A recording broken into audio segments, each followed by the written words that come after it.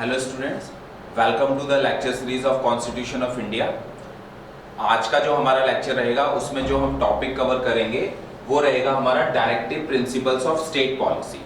ठीक है, तो ये directive principle of state policy क्या है ना, कॉन्स्टिट्यूशन में इनको किन किन आर्टिकल में एक्सप्लेन किया गया है उसको हम यहाँ समझें।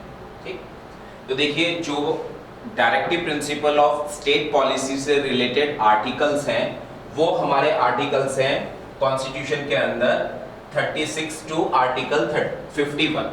ठीक है, तो 36 आर्टिकल से लेके 51 आर्टिकल तक में जो भी डीपीएसपी है, क्या होता है, कौन कौन से हैं, ये इनको एक्सप्लेन किया गया है। ठीक है, तो आर्टिकल 36 टू 51 अंडर पार्ट 4, क्योंकि हमारा कॉन्स्टिट्यूशन पार्ट्स में भी डिवाइडेड है, तो जो पार्ट 4 है हमारे कॉन्स्टिट्यूशन का, है ना, deals with directive principles of state policy, short में इनको बोलते हैं डीपीएसपी। ठीक है, तो अभी समझेंगे ये क्या होते हैं। Borrowed from the constitution of Ireland, तो जैसे हमने स्टार्टिंग में भी बात की थी कि बहुत सारे ऐसे फीचर है हमारे कॉन्स्टिट्यूशन में जो दूसरे देशों के कॉन्स्टिट्यूशन से अडॉप्ट किए गए हैं। तो ये वाला जो फीचर है डीपीएसपी, ये आयरलैंड के कॉन्स्टिट्यूशन से अडॉप्ट किया गया है। ठीक है, अब एक बार समझ लेते हैं ये होते क्या है। तो डेफिनेशन हमारी जो है यहाँ पे ये गिवन है। ठीक, तो DPSP are ideals which are meant to be kept in mind by the state when it formulates policies and enacts law. तो basically DPSP directive principle of state policy क्या है, ये आइडियल्स हैं या सजेशंस हैं। ठीक है, और ये सजेशन किसके लिए होंगे, ये सजेशन होंगे इंडियन गवर्नमेंट के लिए या राज्य सरकारों के लिए भी ये सजेशन हो सकते हैं। अब ये किस तरह के सजेशन है, तो कॉन्स्टिट्यूशन में ये कहा गया कि हमारी गवर्नमेंट जब भी कोई पॉलिसी फॉर्मुलेट करे, कोई नई पॉलिसी बनाए, है ना, या कोई नया एक्ट या लॉ, कोई लॉ या जो रूल एंड रेगुलेशन है वो बनाए, तो इन सजेशंस को क्या करे, अपने माइंड में रखे या उस पॉलिसी में इनकॉर्पोरेट करने की कोशिश करें। ठीक है, एक बार और समझ लेते हैं। डीपीएसपी बेसिकली क्या है, सजेशंस है गवर्नमेंट के लिए। और किस तरह के सजेशन है, ये कहा गया कि गवर्नमेंट जब भी कोई नया रूल एंड रेगुलेशन बनाए, कोई नया कानून बनाए या लोगों के वेलफेयर के लिए कोई पॉलिसी बनाए, तो इन सजेशंस को उन पॉलिसी में इनकॉर्पोरेट करने की कोशिश करें। ठीक है, तो ये क्या है, बेसिकली सजेशंस है।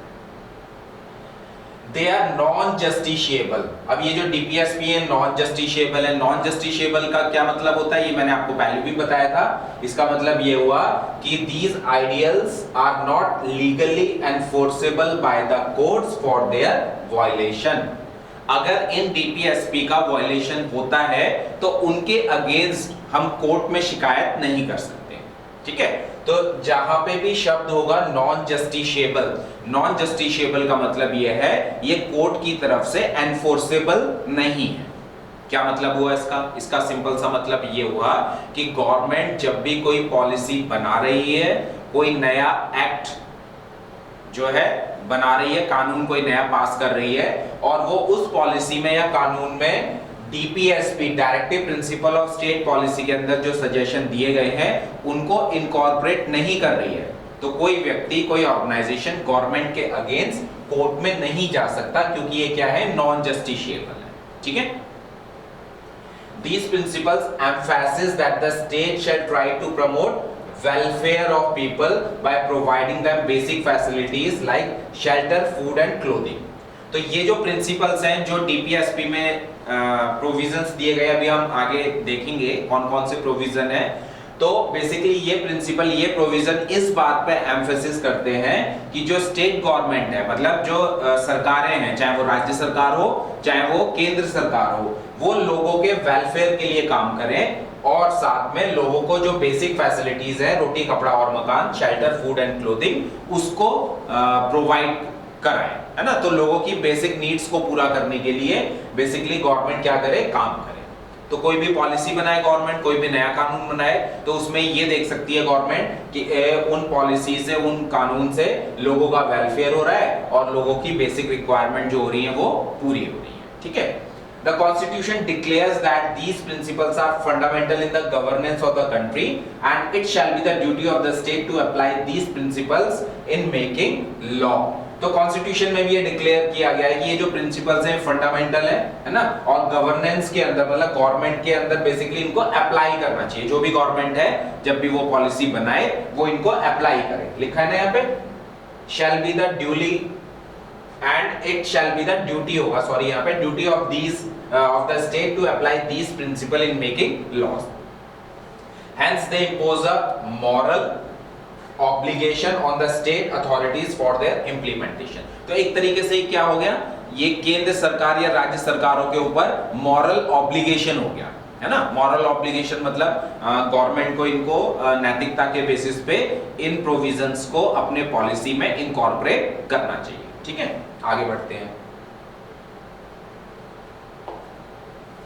अब देखिए ये जो टेबल दी हुई है इसमें directive principle of state policy जितने हमारे आर्टिकल है ना, आर्टिकल 36 से लेकर आर्टिकल 51 तक है, उनको बताया गया है। ठीक है, तो इसमें देखिए अगर हम पहले आर्टिकल की बात करें, पहला मतलब 36 आर्टिकल, तो इसमें डेफिनेशन ऑफ स्टेट दी गई है ना, मतलब स्टेट के बारे में बताया गया है, इंडियन गवर्नमेंट को एक्सप्लेन किया गया है, थोड़ा सा डेफिनेशन दी गई है।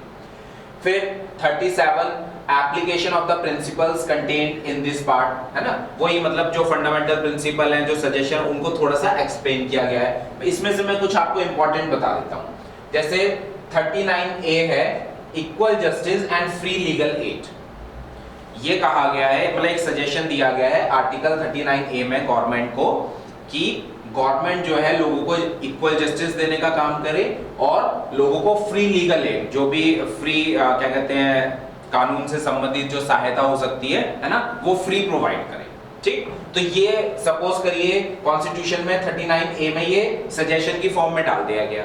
अब गवर्नमेंट को जब भी कभी लगेगा कि इस सजेशन को हम कानून बना के इंडिया में लागू कर सकते हैं, तो गवर्नमेंट क्या कर सकती है, या फ्री लीगल एड हम लोगों को प्रोवाइड कर सकती है। ठीक है, organisation of village panchayat article 40 में दिया गया है, तो ये डीपीएसपी की फॉर्म में था। जब कॉन्स्टिट्यूशन हमारा लागू हुआ था 1950 में, तब हमारे देश में विलेज पंचायत का कॉन्सेप्ट नहीं था, लेकिन विलेज पंचायत को एक तरीके से सजेशन की फॉर्म में डाल दिया गया और बाद में गवर्नमेंट ने क्या किया, उस पर रूल एंड रेगुलेशन बना के गांव-गांव में क्या है जो विलेज पंचायत होती है उनको एस्टैब्लिश किया। ठीक है, right to work, to education, to public assistant in certain cases. ठीक है, ये भी बेसिकली क्या है, आर्टिकल 41 में एक सजेशन दिया गया कि लोगों के पास राइट टू वर्क होना चाहिए। ठीक है, काम करने का अधिकार होना चाहिए, एजुकेशन का अधिकार होना चाहिए, तो गवर्नमेंट ने जो है वो आगे चल के कानून बनाए हैं इस तरह के। ठीक है, then provision for just and humane conditions of work and maternity relief. ठीक है, आर्टिकल 42 इसमें ये कहा गया कि जो भी वर्किंग प्लेसेस हैं वहां पे मानवीय कंडीशन, ह्यूमन कंडीशंस होनी चाहिए, है ना। मतलब ह्यूमन कंडीशन का सिंपल सा मतलब है जहां पे भी आप काम कर रहे हैं वहां पे आपके बैठने के लिए जगह हो। ठीक है, वहां पे प्रॉपर ड्रिंकिंग वाटर अवेलेबल होना चाहिए, वहां पे वॉशरूम्स होने चाहिए, नीट एंड क्लीन होने चाहिए, है ना, एयरी स्पेस होना चाहिए, वहां पे हाइजीनिक कंडीशंस मेंटेन होनी चाहिए। ठीक है, तो ये कहा गया। साथ में लेडीज के लिए, वुमेन्स के लिए कहा गया कि अगर वो वर्क प्लेस पे मतलब जॉब में है, काम कर रही हैं, तो मैटरनिटी रिलीफ उनको दिया जाए। तो ये सजेशन की फॉर्म में, तो कई राज्य सरकारों ने अपने अपने राज्यों में और केंद्र सरकार ने भी इस तरह के कानून बनाए हैं कि जब भी वुमेन को रिक्वायरमेंट होगी मैटरनिटी रिलीफ की, तो उनको मैटरनिटी लीव दी जाएगी। ओके, देन उसके बाद living ways for etcetera for workers, then participation of workers in management of industries। Article 43A में ये कहा गया कि जो इंडस्ट्रीज के अंदर मैनेजमेंट होता है ना, जो इंडस्ट्री को मैनेज कर रहे हैं उसमें वर्कर्स का भी पार्टिसिपेशन होना चाहिए।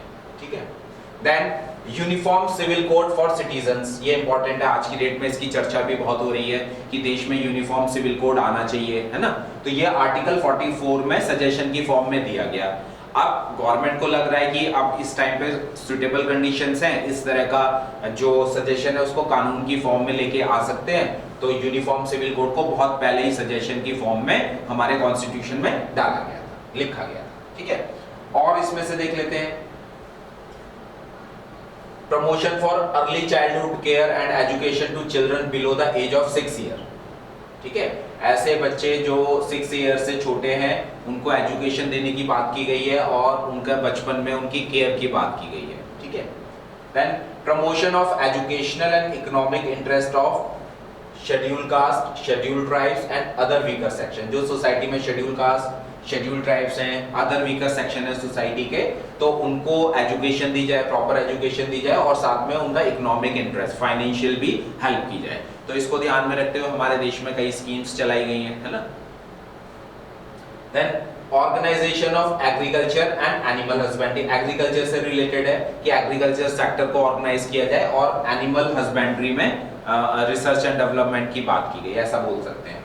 देन आर्टिकल 48A, ये इंपॉर्टेंट आर्टिकल है, हमारे एनवायरनमेंट से रिलेटेड आर्टिकल है ये। ठीक है, मतलब क्यों हम तो एनवायरनमेंट में रह रहे हैं, हमारे चारों तरफ इतने सारे प्लांट्स एनिमल्स हैं, हमारी ड्यूटी बनती है उनको सेफ गार्ड करने की, तो ये हमारे कॉन्स्टिट्यूशन में भी मेंशन है। ठीक है, protection and improvement of environment and safeguarding of forest and wildlife. ये कहा गया, गवर्नमेंट को सजेशन दिया गया कि गवर्नमेंट जो है इंडिया के एनवायरनमेंट को, इंडिया के प्लांट्स को, इंडिया के एनिमल्स को या वाइल्ड लाइफ को सेफगार्ड या प्रोटेक्शन करने का काम करे। तो इस आर्टिकल जो ये 48 है सजेशन की फॉर्म में डाला गया था, इसका इस्तेमाल करते हुए हमारी इंडियन गवर्नमेंट ने अभी तक बहुत सारे ऐसे कानून बनाए हैं जो हमारी बायोडाइवर्सिटी को प्रोटेक्ट करते हैं। और ये लगभग जो कानून है एनवायरनमेंट से रिलेटेड, ये लगभग 200 से भी ज्यादा कानून है जो सिर्फ किसी न किसी रूप में हमारे किसी प्लांट्स, किसी एनिमल, हमारे एनवायरनमेंट, हमारी वाइल्ड लाइफ, वाटर, एयर, है ना, इन सब चीजों को क्या कर रहे हैं, सेफगार्ड, कंजर्व या प्रोटेक्ट करने का काम कर रहे हैं। ठीक है, देन इसमें और 2-3 है, जैसे आर्टिकल 49 है आपका protection of monuments and places and objects of national importance. जो हमारे हिस्टोरिकल मॉन्यूमेंट्स हैं, जो हमारे नेशनल इंपॉर्टेंस से रिलेटेड बिल्डिंग्स हैं, उनका प्रोटेक्शन गवर्नमेंट करे। ठीक है, then separation of judiciary from executive.